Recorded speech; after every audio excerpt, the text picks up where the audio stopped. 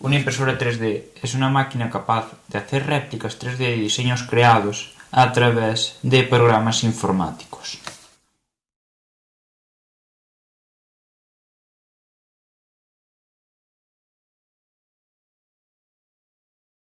Antes de imprimir cualquier modelo, este tiene que ser previamente diseñado en un ordenador y pasar la información a la impresora. Posteriormente, desde el ordenador, se ajustan una serie de parámetros los cuales permiten variar las características de la pieza a crear, sus características estructurales y la estética de esta.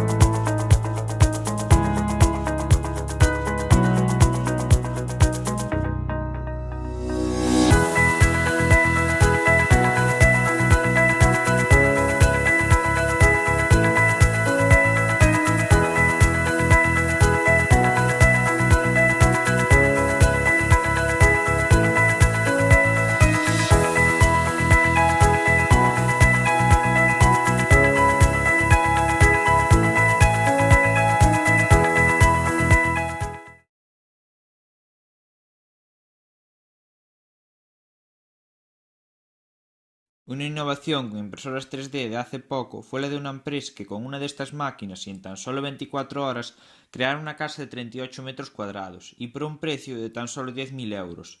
Esto todo gracias a un hormigón especial y a una gran impresora 3D. Por esto, que no se nos haga raro que en el futuro todos nuestros hogares sean construidos por estas máquinas.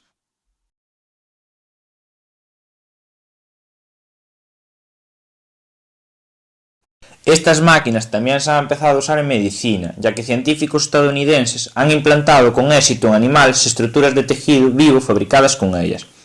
Se imprimieron estructuras cartilaginosas, óseas y musculares, y tras implantarlas en roedores maduraron hasta convertirse en tejido funcional, al tiempo que desarrollaron un sistema de vasos sanguíneos.